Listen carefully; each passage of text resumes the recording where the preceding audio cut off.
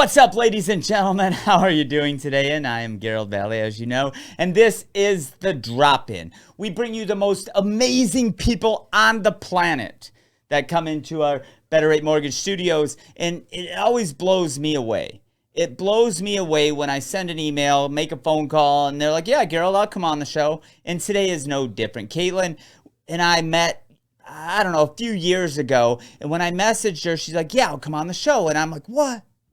Because I think she is just an amazing human being. So to take an hour out of your day to come and spend time with us it's an honor. So I want to thank you once again. I know I thanked you like 47 times already. Well, thank you for having me on. I'm so excited. Since I was on years ago, and since we've run into each other years ago, I've missed you. Well, we don't get to see each other in the hallways of the old studio and stuff like that. And at least we could see each other every few months or something. Right? And you do just an awesome job at everything that you do. Well, I was listening to some of your podcasts in the last couple days, and did you know that your voice is like, it has this timbre that is like when you hit the gong before you meditate? It's like, there's kind of this vibrance and energy to it that's like uplifting. And I don't know if you control that or you are even aware of that. Nope, I've never heard that before. So it's so cool. Well, as someone who listens to like a lot of voices, yeah. Well, thank you very much. Thank you very much for the compliment. And you guys are in for a treat. You guys are in for a treat. I appreciate you guys. You know, we can't get time back. You're donating your time to me to bring you some of the most entertaining content I possibly can with, again, I always say it because the guests are the greatest. So thank you guys. Thank you for spending time here with myself and Caitlin. And we'll get, we're not going to get right into the story yet because I want to ask you, what's been going on? You've been traveling? You've been dealing with weather? What you been doing? Dude, I try to travel all the time, any chance I get. I was in Washington, D.C. the last couple days, kind of repeating a trip that I did last year to Virginia and, hit the museums and learned a bunch of history. Cool. Become a history buff. If everyone over pandemic picked up some kind of hobby, yeah, I got fascinated in history. It was just a thing. Yeah, I think that is super cool, especially if you're traveling for other reasons and you make it a point, I'm going to take a little time to see about this city or about this town or how old they are. It's really cool. Yeah, I know. Yeah, I never thought I'd go to a battlefield and be like, this is sweet. Because the first trip I go with my dad, right? And he's like, we're going to go to some dead presidents' houses. I'm like, oh no. And it was super cool. I was like, no, I'm a nerd. So, yeah. Well, and here in the Metro Detroit area where we are, we have the Henry Ford. And my brother was in town a few months ago, and he's from Maine.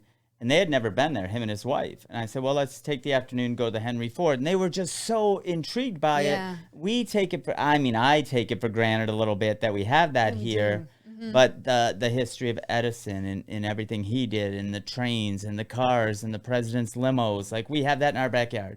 Yeah, I feel like you can't help but to get sucked into it once you start. Yeah. It gets more fascinating as you go. Yep, definitely. Well, now we'll get into it. We always start at the beginning. And I want to ask, how are you in school? Because for me, school is very different from where I ended up.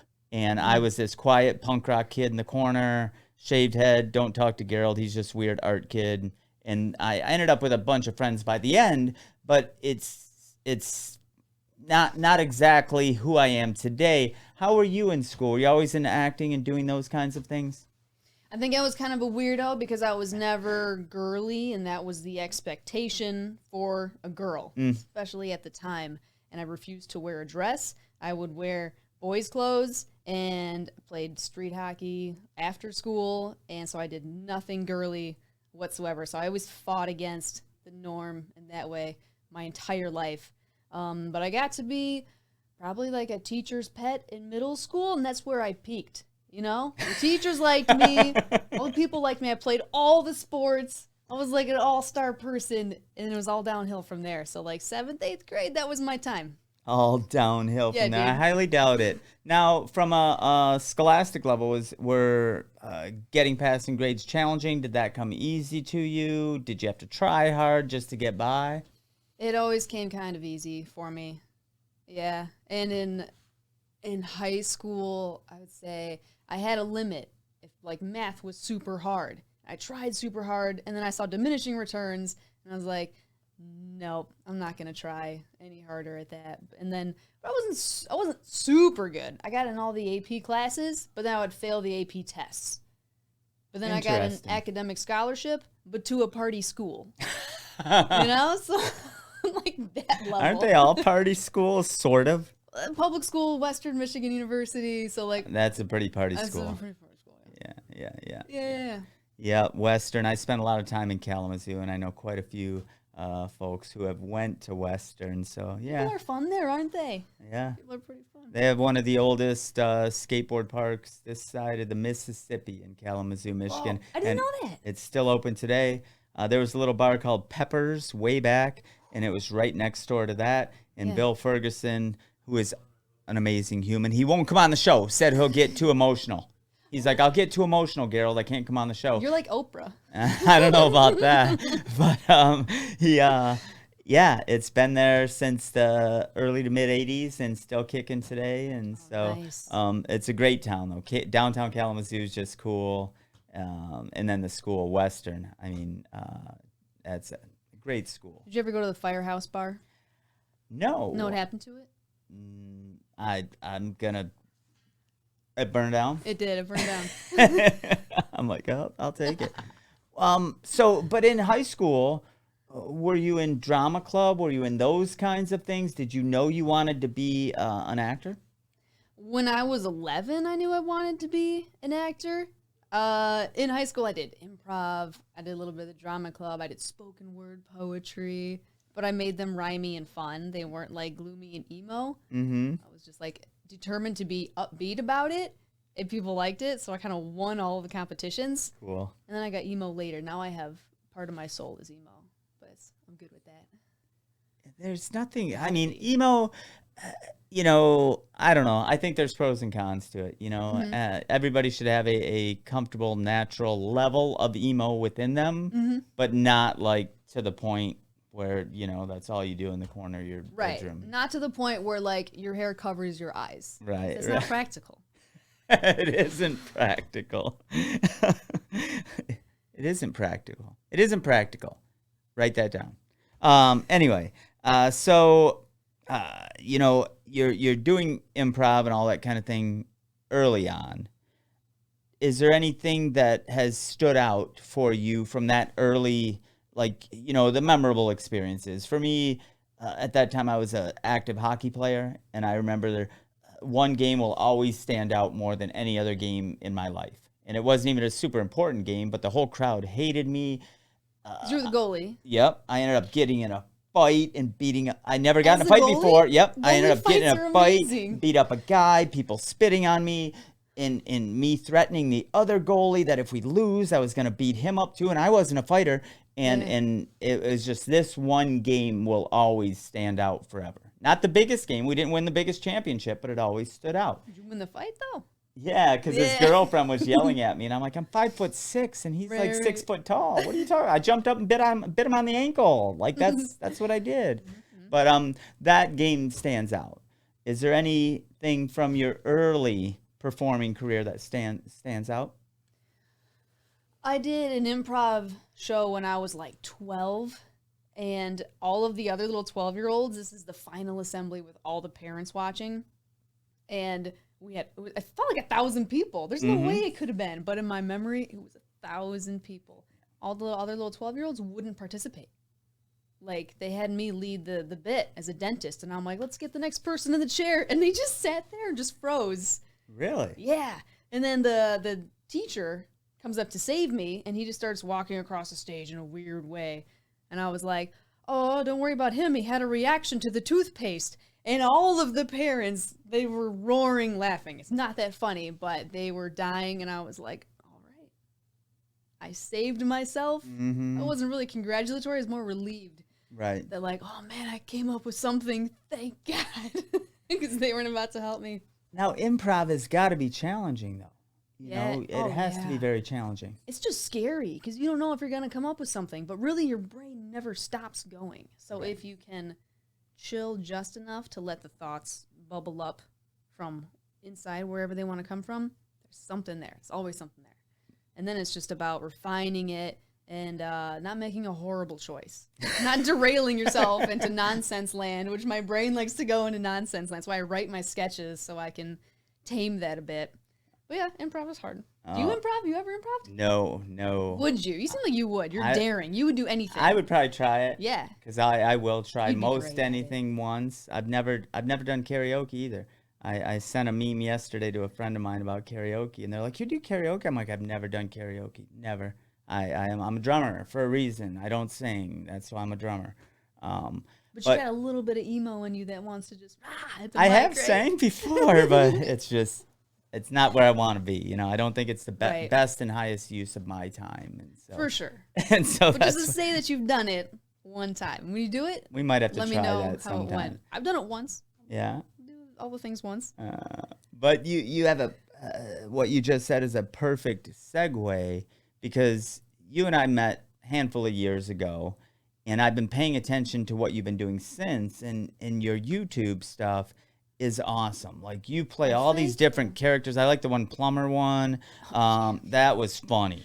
That was funny. And then yesterday or earlier today, I was watching you do this skit about traffic, and it was just, how do you come up with these ideas? Do you write them all yourself? Is it all you, is what I'm asking.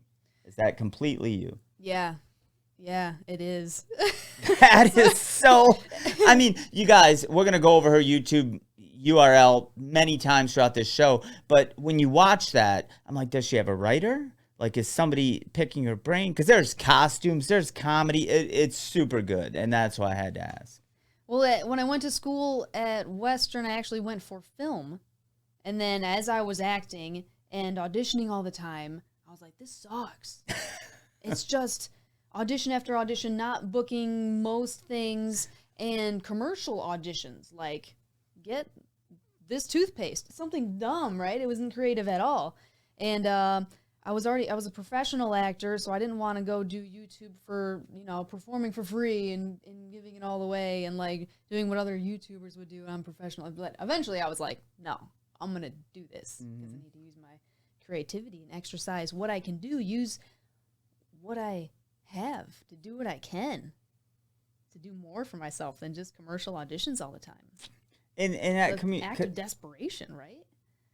I don't know about that. I think it's showing off how talented you really are versus act of desperation. But we can. Well, just to get out of your creative rut and just kind of start expressing yourself. Yes. I think that's like when you've kind of hit that point where you're like, I need to do something for myself. I'm desperate to, like, use some of my voice. Mm-hmm. I don't know. Sometimes it takes getting to that point, maybe. Yeah, I guess. I think for me, it was in situation like that, it's almost getting over my ego. Like, I'm cooler than that for me. Depending on what it was, if it was skateboarding or speaking or whatever, like, I'll take almost any speaking gig if I can inspire people. I don't care who it is now. It's like, no, there ain't gonna be 1,000 people in an auditorium. I don't do that. Not that I ever did that, but it's also just, we want to inspire people. You want to entertain people. However that happens. If it's through YouTube, if it's through commercials, if it's on the big screen, whatever that is. And speaking of commercials, I have no idea. I'm sure many of our viewers have no idea. What is an audition like? If you have to show up to audition for a commercial, what is that like? In the before times, you would get the little script. You would go to an office with a bunch of people sitting in the room, and you'd walk in and say, "Hi, I'm Caitlin." And then they'd be like, "Go ahead when you're ready." And then you just, like, read the thing.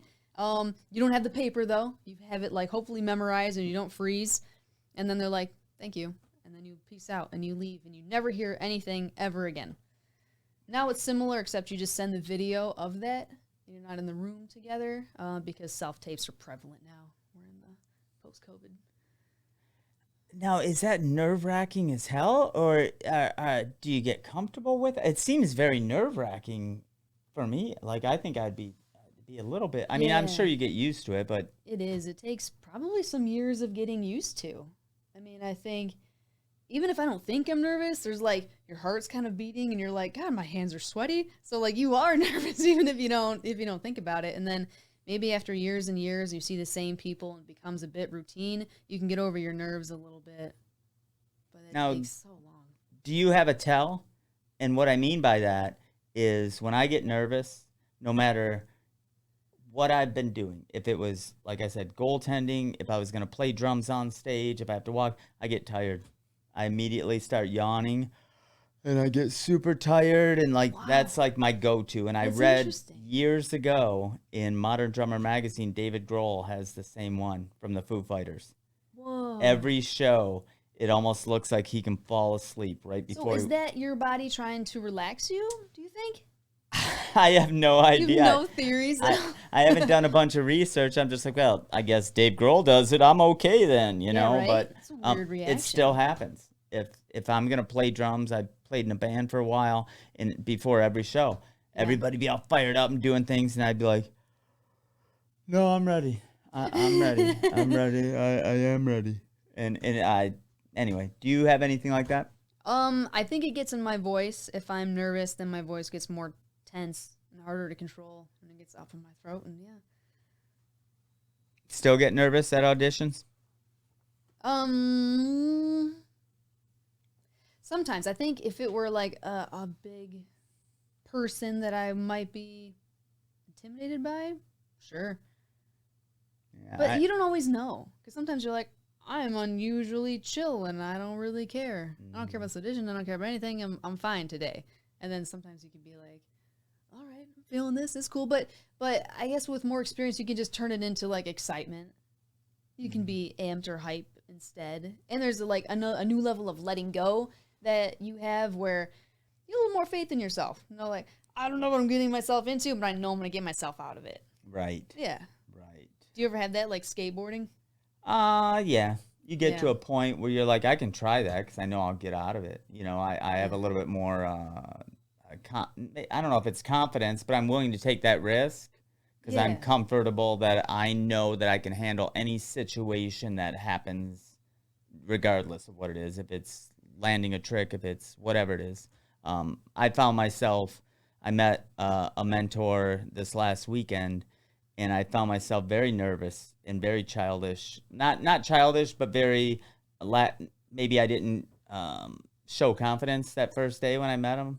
And then that night I did a little meditation. I'm like, dude, like, why? And the next 2 days I was fine. But that beginning, I get in little kid mode a lot. Like I'll screenshot when people like some of my stuff and put it in a file. And I'm still a child. I'm like 14 still. Oh, we all are. But in public, like I'm meeting this guy and technically I'm on a similar level with him.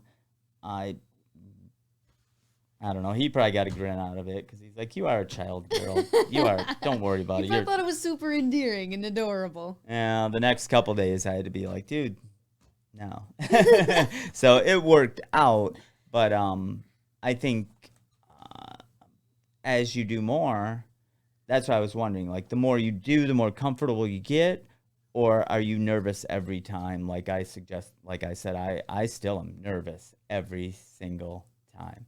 And I don't try to fight it. I don't try to get away from it. Every time what, though? Regardless, whenever I'm performing. Okay. I get nervous before this show. Yeah. And then when I walk out, I'm on cloud 9. It's going to take me till 1 a.m. to calm down.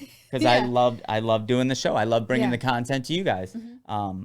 And well, so you want some of that. It gives it some edge, right? The minute you walk in and you're like super relaxed, it's like there's no stakes. So it's almost like for the audience, too. They kind of like feeling like things are a little on edge. Yeah, that's a good way to put it. Mm-hmm. I like it. Let's see what else we got here. We're working down the list for you guys. It flows fairly naturally. Caitlin Burt, you know, you gotta just Google her, look it up. Her website's super informative. We're gonna talk about some of that stuff. The YouTube channel, you better like and subscribe that by the end of the show, if not as soon as we get done with this show, because I guarantee you will be entertained, intrigued, and feel like you know her as a friend because you watched her here on the drop-in. So I want to thank you guys very much. Thank you again. The next one, do you have a go-to character? Do you have a character you totally love, and that's what you end up going to? I try to make it a conversation with me and the audience. So as I pitch people characters and as I do things, I latch on to what they seem to like. So my Russian spy character, I've like let take me places, like literally going all around the country and do some silly Russian spy stuff. She's actually an Uber driver. I'm Dobchela Nonchoyek. I am Uber drive, but I used to be Russian spy. Ah. You better keep my 5-star rating. Horrible accent, but I did take Russian in college. And so it should be better than it is, but it's not. And that's part of the comedy, I feel. That but I do George W. Bush. Like, I like to do stuff that people aren't going to expect me to do. And one is added funny for me because it's not even relevant. Like, no one's doing that. It used to be like everyone would do the W, right? And I'm bringing it back. Yeah. Mm-hmm. Do you have a favorite? Like, as soon as you say George W. Bush, I go to Dana Carvey. Exactly. I love That's what Dana inspired Carvey. me to do it. Really? Yeah, it stuck in my head so many years that eventually I was like, folks around here call me W. And I just like would come up with all these jokes. And I have these little like silver cap guns that I would like spin them and be like, kapow, kapow. I can see it. I can see it. You can see it. Mm-hmm. Yeah, Dana Just don't Carvey. let Cheney get him. You might have to dress up and be a guest. You might have to come on as George W. Bush. Oh my God, I got the wig, everything. I think that would be awesome. Especially, I just heard was there an assassination attempt on his life foiled? Oh, really? This week. Well, I didn't know. I heard it in passing. I didn't do the research. Don't quote me on it, but you can look it up. I heard it in passing. Somebody said there was an assassination attempt on W's life. But why? Right. Like, he's just chilling now. Yeah, like I'm sure he has influence in certain things in Texas, maybe, but on a national level, I don't think he really, continued down that road to have influence, huge global influence. So I have no clue. When they were like George W. Bush, I had the same reaction as you. Why? Yeah, it's just funny to me to do stuff that's irrelevant. I do a lot of evergreen content, so like I don't always do. I have a Biden too, but like stuff that's not necessarily in the news right now. Like I have a sketch about guys on a submarine, and they're arguing about like making submarine sandwiches or something. Like it's punny, but like submarine, right? But it's also like it's relevant anytime, as irrelevant as it always is. Well, and I think that's very important because if it's very targeted towards one particular event at one particular time, well, in 6 months it might be gone. Yeah. But when, like you just said, it's relevant at any time. Well, if somebody watches that video 10 years down the road, they could still be cracking up and not have a clue. You didn't use any names. It wasn't, like or if you did, that wasn't the major part of what you were getting to. And I think that's awesome. It's what I strive for. Yeah. I try. Longevity, and that's I think very important. You've been building your YouTube channel, and in February you crossed 100,000 views. Yeah. Did you throw yourself a party? Maybe like a little quick one in my head. Maybe I went and got myself a kombucha, a little mini party. It's not that impressive to me because so many people do so much better, and I know I shouldn't compare. Mm-hmm.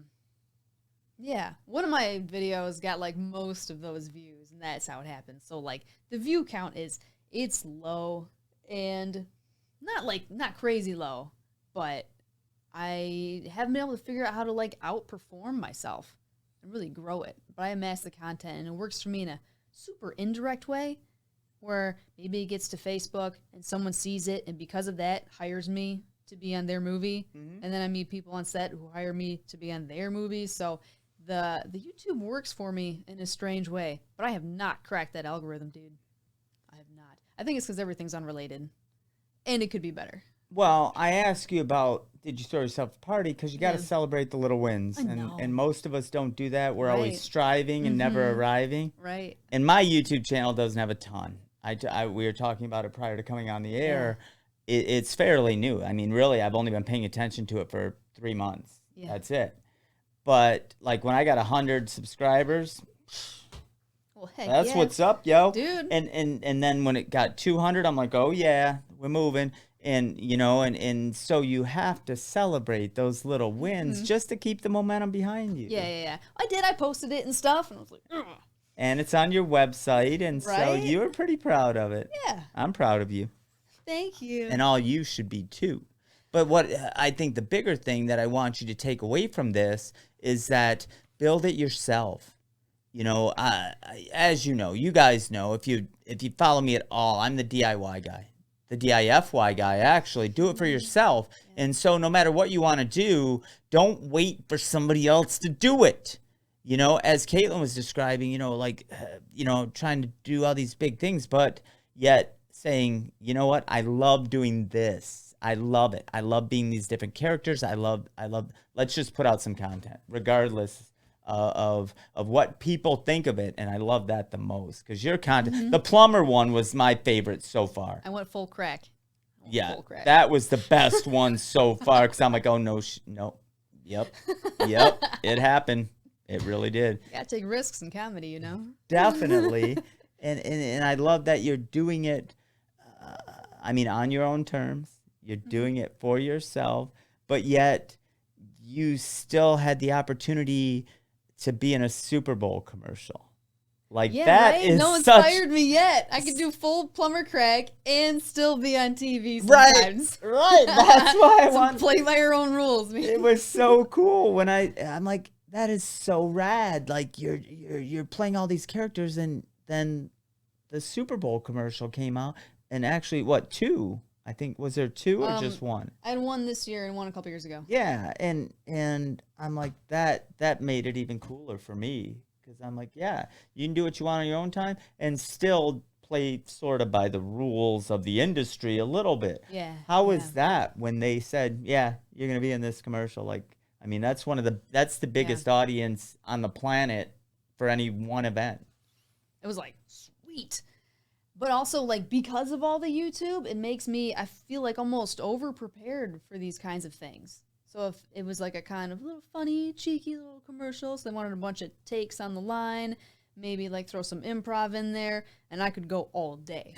And the director was like, I'm just entertained. I've never just wanted to sit here and watch a bunch of these takes before.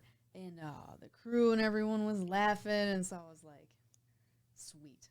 It makes you just really ready to do that kind of stuff when you work on your own so much. And doing stuff like Shakespeare would make learning lines on the fly a lot easier. So if you go in over prepared, then it makes you be that much more relaxed. I understand that. I do. I think for when I'm speaking on stage, when I go in over prepared, I'm very confident. Because I already know my stuff. Yeah. I know what's going on. But yet there's always, whenever you do anything live, like we're doing right now, anything could happen right now, and we just have to deal with it. If the mic quit working, if the chair broke, if whatever, we have to deal with it. And I think there's something special to that too. If there's a tornado or something, I would save you. I'd do my best to keep you out of harm's way as well. I think we're in pretty good company here. This is a soft, padded room. Sort of, kind of. If we can get out of the glass, I don't know. We might be able to, we might be stuck in here. Figure it out. Dig a tunnel. Well, hey, I'm stuck with you. We dig a tunnel to China. But so improv, you're doing big commercials. What has been, according to you, your biggest professional role thus far? Ooh, biggest professional role. And this according to you. Yeah, it'd probably be the Super Bowl commercials, or I did one for a video game called Tom Clancy's Division 2. I don't know the game, but I know Tom Clancy. Yeah. I did a spot for the game, which was cool, and I had to be like a soldier with a giant crossbow and stuff, and yeah, that was pretty cool. Yeah, that's very cool. And you see this, she's segueing into everything exactly perfect. Professional. It's perfect, because now we're going into your voiceover stuff. And I tried that. It was weird for me to see my voice over images and not actually seeing myself. How did you get into voiceover work? I had been auditioning for commercials, whatever, for my agent for a while, and eventually they just kind of started throwing me voiceover auditions, and I'm sure they were horrible. But after a couple of years, I started booking them, and yeah, I think just naturally, I have like kind of a weirdly distinctive voice a little bit, and I have like weirdly distinctive hands a little bit. So on their own, without any prompting from me, they would send me voiceover work and hand modeling work. Really? Yeah. Yeah. Oh, cool. But I had none of the skills, and then I had to go and develop skills and get to work. For the voiceover work, did you have to take some training? I did eventually. After I was booking for a while, but I wanted to do more video game voice acting work, so I got training from Lex Lang, who's Neo Cortex and Crash Bandicoot. Oh, cool. Oh, best. So yeah, but training's so expensive, and you can learn so much just by like listen to a commercial and then see if you can do it, and listen to it and be like, oh no, mine sucks, I can do more this way. And you just listen and repeat. And do you have a dream job, like a dream voice you would love to do? Oh, a dream voice? Yeah. Well, I kind of or video game or book or movie, Disney, I don't know. Like, dude, I'd love to be like Sonic the Hedgehog or something. Yeah. Right? That would be fun. Dude, it's just hyper and fun and in lots of movies now. That would be a lot of fun to be. Or Tails. I'd take any of them. See, I'm not a gamer. But when I was younger, I did play Sonic the Hedgehog, so I actually know who you're talking about. I have never played a first-person shooter game in my life. Never. Wow. Not Call of Duty. Never. Not Fortnite. Well, Fortnite's probably third person. None of them. Nope. Just because? It just never interested me. Like, I played Guitar Hero a little bit, Tony Hawk's Pro Skater, just because kids would try to challenge me. They're like, I'm going to beat you at after like 5 minutes, I'm like, let's go play reality. I don't want to play this game. Let's go do reality. And then there was a car racing game I used to like. That's it. That's the extent of my video gaming. Have you ever tried VR? Yeah, I did a boxing one once. Oh, cool. Yeah, we have one of those helmets at home. And I thought the National Geographic stuff was the coolest. Like, I'm standing in the middle of the ocean and I can look up and there's a great white shark swimming over me. Or I'm in the Serengeti and something's making noise. And behind me there's a lion, like, chewing on an antelope or something. Like, I thought that was super cool. Yeah. But there was a boxing game. And I'm like, I'm in.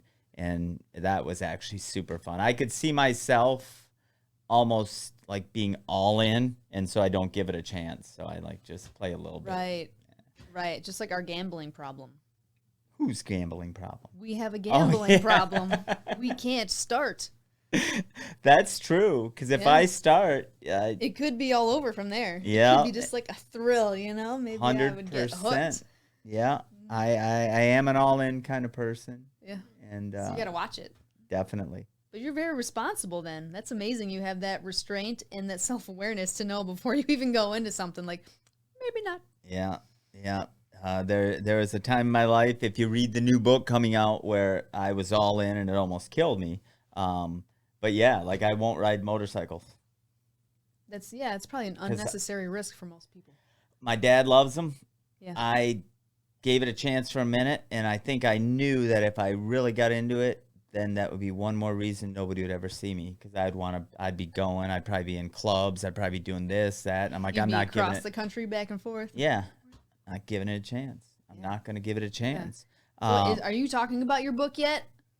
We talk about it a little bit. Yeah. Like, it comes out in September. Yeah. And I've been stockpiling reviews. And right. so to have promotional stuff ready to go. And people have been awesome. They have been awesome.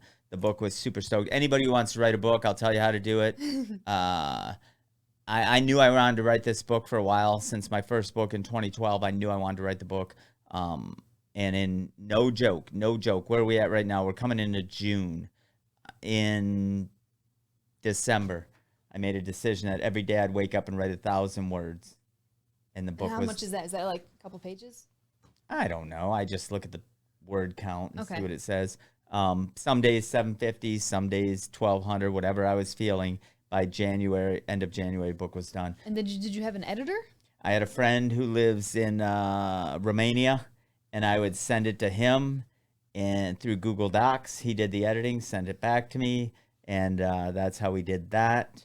But why though? So like, because we've read a lot of the same stuff. Did you feel like there was something that was missing that you thought you could address, or you wanted to put your own spin on it? People were asking for it. And so my first book was geared towards 16 to 20-year-olds. And it had, and you could tell, it's talking about setting goals to do your homework or clean your room or different things like that. And people over the years have said, you have to write sort of an adult version of this book. I think that would do well. Yeah. And just where I'm at in my life right now, what I've dealt with since then, that was the book that came out. And did it flow from you seamlessly? I would have 3 chapters going at a time. Okay. And so wherever I was at that day, that's what I would work on. And I wanted the chapters to be 15, 20 minutes because our attention span in the world is so short. Mm-hmm. I wanted each chapter to be able to stand alone or build on each other. And I think that I was successful in doing that. And I didn't care what the page count was. When I was done, I was done. I didn't care. Yeah. And it worked out to be 94 pages. And I'm like, that is what it is. And so there's a lot of good nuggets. Look at all my highlights. Well, because you did get an opportunity to read it because I wanted to get your opinion about things. So thank you for reading the book. A friend of mine sent me a review last week, and he didn't rip it apart, but he is from the personal development space. Okay. And he was like, professionally, like he's read the big wig, Tony Robbins of the world, all the best. And he was very, very critical. And I'm like, awesome. That's what I wanted. So you loved that? It. And I like it too. It doesn't help unless it's honest and critical. Yeah. People keep telling you you're great. You might be great, and that's awesome. But there's always room for improvement, no matter where we're at in our lives. Yeah. And so for him to say, the biggest comment I've gotten so far on the book is, and it's happened about a half dozen times, and I've only sent out like 20 copies. That's it. And is people want to know more about my life. People are like, we want to see a biography about your life. And I said, well, that's not what this book is about. Because I give little stories from my life that make sense for whatever I'm trying to get over. But so many people are not so many. 6 out of 20 are like, I want more about you and what you've had to go through. And I feel like I maybe one day that'll come, but maybe not yet. You were like cleverly restrained there, where usually people overblow like their own biography part of it. And it's kind of leaves you wanting more. That's why it's a good reason for people to come watch the show, so they can get more of the stories, right?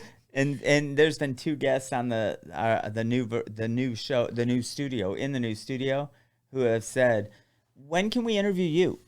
We want to interview you on your show. And I'm like, well, that isn't what the show is about. and they're like, no, we want to interview you. Maintain control, host. Yeah, I'm like, maybe down the road, because we did do that at the last studio. A gentleman who was a guest on the show came in a few months later because he wanted to interview me, and his story is incredible. Like he freaking, I'm trying to remember correctly, but he had a skiing accident, and he was paralyzed, and some like Mr. Miyagi guy came in and fixed him. And yeah, and I'm like, dude, come on, like he's an Olympic snowboarder, and he had an accident, and he was paralyzed, and some dude like in Colorado Miyagi'd him back to health, and he never got surgery, and then he started a software startup in Royal Oak, and he's like some guru, and I'm like, that's so cool. Yeah, that's so cool. Isn't interviewing fun though? I just like to get to know people, and that's what you do. And I see how she shifted this, because I've seen her at Comic-Con, different places. Like that's That's what you do. Interviewing is the funnest. But see, you're so modest, and I want to talk about you. We talked about VO, we talked about commercials, we talked about your YouTube channel, we talked about your upbringing. What's coming? What's on the horizon? Like what do you got going? Okay, so my new interest is in collaborating more and doing less of everything by myself. My YouTube will still probably be everything by myself, but I'd like to take the best sketches that I haven't been able to make because they're too ambitious or too big, they need too many people, it's too big a budget, and then work with, I'm starting to have production people come to me and be like, hey, can I help you make stuff? Like, cool. What do you have in the bag there? And so yeah, I'm really looking forward to that. I'm writing a couple of pilots and shorts and just collaborating with people, which is great because I can only do so much by myself, and it shows. Like, now, do you ever talk to Ian Bensman or Cole Seeger anymore? They both write and create content. Yeah, I know Cole just said, and Cole Seeger is actually Bob Seeger's son. He writes, and he writes some pretty cool stuff. I think he just said he finally finished a script that he'd been working on. Oh, that's great. And Ian's always doing crazy crap. Right? Yeah. I haven't worked with Cole on anything yet, but we were buddies at the studio. And he's a cool kid. Yeah. And Ian always has me like on the back burner. I think he's worked with a lot of celebrities, so like I'm way down the list now. Ian, celebrities. He used to work with me, but not important enough at the moment. No, he's always juggling a few different things and doing his thing, and I get it. A mutual friend of ours, Corey Stewart, sort of keeps me in the loop on some of that stuff. And but, you know, having different irons in the fire, there's pros and cons to that. Because I think when you have a single-minded focus, it ends up moving forward a little quicker than if you're, you know, over here. Yeah. But I love what you do on your YouTube channel. And I think that, and I love some of the photos that you post up, like you in like warrior gear and stuff like that. Like that kind of stuff is cool to me. And I think cool to anybody watching it. Huh? As a history buff? Oh yeah. Oh yeah. I'm like, put me in that like suit of armor, put me in the Revolutionary War getup, give me a musket. Like, I love that stuff. And I don't care that like ladies didn't get to wear any of that cool stuff back in the day. I do not care. Yeah. And no one else cares now because they can tell I'm just so into it that they're like, do your thing. Yes. So I'm like, thank you. and see, that's a huge compliment to you because you're passionate about what you're doing. Yeah. And it bleeds through, and other people are like, yeah, just go ahead. We're gonna love it. We've never seen it before, but we're gonna. Remember when I hosted Comic-Con? I was Winter Soldier. Yep. I was Doctor Who, and I was like Thor or something. Like I play a lot of male characters. You probably noticed watching this stuff.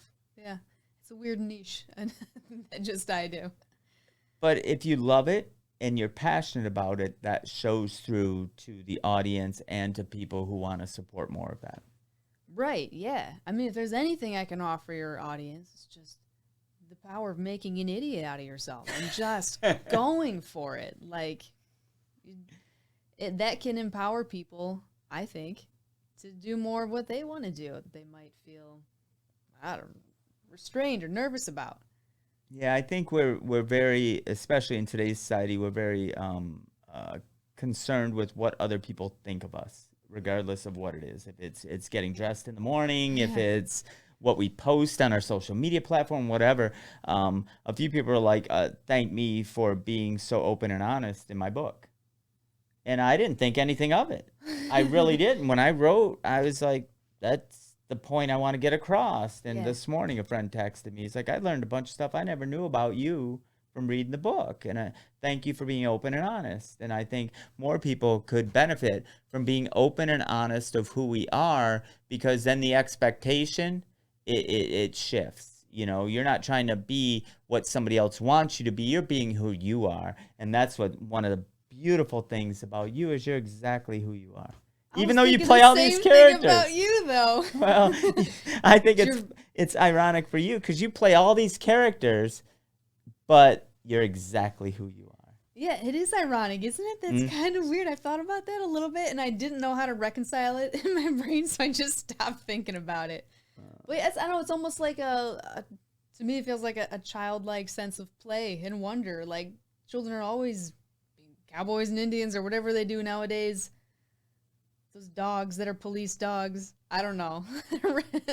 Dragons, knights, like, kids do all that kind of stuff. I'm just doing a slightly more grown-up version of that with punchlines. Right.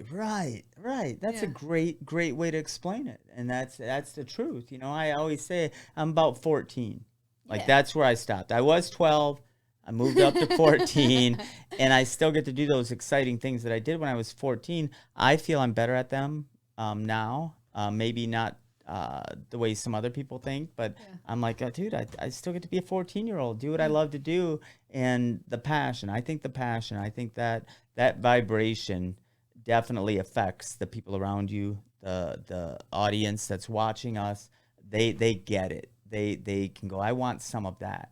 And then when you find what your passion is, it's just, it's go for it. It's take that risk and be vulnerable.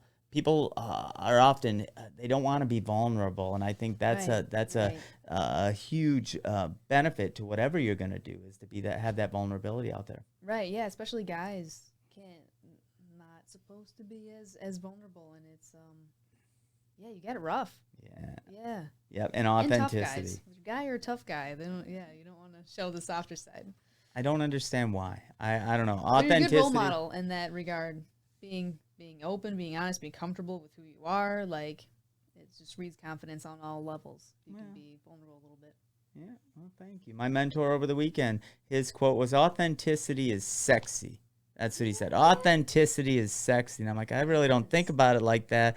I just think it's an admirable trait. Authenticity. Oh. Yeah. So I think we're really, I covered all the things I was hoping to cover here. Is there anything we missed? Anything you'd like to cover? Anything you'd like our audience to know? I wanted to ask you one thing. How to stay more on track and move forward. I don't know if it was touched upon in your book, but like people like me that are kind of irons in the fire and everything, we touched on it a little bit. You said you can move forward faster if you kind of commit and focus on one thing. Do you have a trick for that? It's a great question, because I am the master of juggling all the plates for a long time. And then I found that when I would focus on one thing, that thing seemed to move forward much quicker. And for me, probably like you as well, you can't just stop everything else and just focus on this one thing. So I created a calendar, and on Monday, or if it's one day or Tuesday or 2 days, I have that. Like Monday and Tuesday, I'm working on the clothing brand, Purple Heart. I'm working on that stuff. I'm either design, I'm working on posts on Facebook. I'm doing that. That's Monday and Tuesday.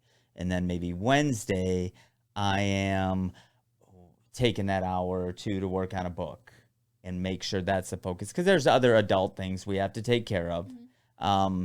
But I think having a definitive schedule and sticking to that helped me a ton, because when I get overwhelmed, I want to shut down. And that's, I'm a recovered alcoholic, 5.5 years sober. But I know when I get overwhelmed, I want to shut down, and shut down equals possibly going to grab a vodka bottle to shut down. And so once I start getting to that overwhelmed point, I'm like, no, you have to be a little bit more structured and lay out exactly what you want to do each day. And even sometimes it's the stuff you do for fun. Like for me, I like skating with my friends. So that's even in the schedule. You know, on Wednesdays, I'm taking 2 hours. I even put meditation sometimes in that schedule. It'll be like, okay, hour meditation here. And I'm not totally like a micromanager. I'm not like that crazy about it. But I think the days, you know, if you want to work on like your solo YouTube channel, maybe that's Monday and Wednesday. Or it's Monday, Tuesday, and Wednesday. And then collaboration is Thursday and Friday. And when you chunk it out like that, and as certain things start moving forward, you realize I'm going to put a little more effort into this because this is gaining momentum and it needs more of my attention. But a rising tide raises all ships. So as things start growing, everything starts growing. And that's where I'm still working on going, okay, everything's growing. Wow, all the balloons are floating up at one time together. And that's where the schedule came in. Okay, I got to dedicate this much time to this much time to this much time to this, and I don't get overwhelmed. Yeah. And your routine probably helps with that. And improve one area, it kind of improves all areas. Yeah. But never discount whatever keeps you mentally, physically, and spiritually happy. That's right. So if it's easy to get out of whatever your daily routine is that you might be used to, for me, spirituality is super important. To have that time to go into meditative prayer multiple times a day is important to me. And sometimes that gets away from me. And about a month ago, I called a friend, and I was like, I need to get back to my spirituality, and he laid out a plan. Like, make sure. Oh, that's great. That's great. So you have a guru? You have a oh, shaman? Yeah, his name is Dr. Miles Neal. He's been on the show. Oh, cool. Top 5 Buddhist guy. He's I always get it wrong because I always say he's a psychoanalyst, but he has a scientific background on that side. And Doctor, I just call him Doc. He is just the coolest guy, and he's down to earth, and he's tattooed, and he's lived in India, and he's done this and done that, and he's written a great book called The Gradual Path, and he gets it. He gets that balance between real life, and he lives in New York City, for crying out loud, so he gets it. And that's the guy. I'll have to check this out. Shoot him a text and be like, thanks, Doc, or Doc, I'm having trouble with this. What do you think? And he'll shoot me a text back or something. Sweet. What a great resource. Mm-hmm. You're so popular. So lucky. Well deserved. What do they say? Like attracts like. And so as you vibrate on a certain level, you attract those kinds of people to you, and that's why we're still friends, I think. We have a similar drive and a similar passion to what we're doing in life, even though they're not similar at all. Well, they sort of are. We're performing here, but, you're appealing because of your drive and who you are, and thinking a little bit outside the box and doing what you want to do, not what they were telling you to do. And I found that very appealing. Having you on the show the first time, learning a little bit about your background and where you came from, that was super cool. And then seeing how you've evolved over the last 3 or 4 years that we've known each other, I'm like, she's effing driven, man. And I got to get her back on the show. And I love that. And I know our viewers will love that too, because whatever it is, I always say, if you love shoelaces, be a shoelace maker, man. Be the best shoelace maker you possibly can. If you love playing guitar, you may not end up being Jimi Hendrix, but you might start designing guitars for Fender or Gibson. Do what you love, and you never know what doors will open as you move forward on this path called life. But thank you. Thank you again. Thank you. You're so inspiring. Well, you are welcome here anytime. Anytime. We may have to set up some kind of guest kind of thing where you're doing multiple guests throughout the show. We'd have to think about it a little bit, because I think that would be wonderful. Just for me. I'm doing it purely for my ego, because I love them. I love the intermission entertainment. Oh, that might be something we have to do moving forward. But how do people, if they want to watch your YouTube channel, get to your website, all that kind of stuff? It's just Caitlin Burt, pretty much everywhere. Caitlin with a C and with an I. None of that K or Y stuff. Well, KY stuff. Hey. There's a joke in there. There's a joke somewhere in there. Yeah. We'll keep it PG. Yeah. And I think TikTok is Cybers, CAIBURS. But just search my name. And then YouTube is Caitlin Burt on YouTube as well. Yeah. And and I should have written it down. CaitlinBurt.com. Yeah. Is your website? Yeah. And that opens that's like a Pandora's box. Go to CaitlinBurt.com, opens Pandora's box. You can get, I think, almost everything else from there. I think. And make sure to like and subscribe her channel. Keep following it, because you never know what's going to come. You never know what's going to come next. I want to thank you once again, Caitlin, for being here. Thank you so much, Garold. This is Caitlin Burt. I am Garold Vallie, and this is The Drop-In.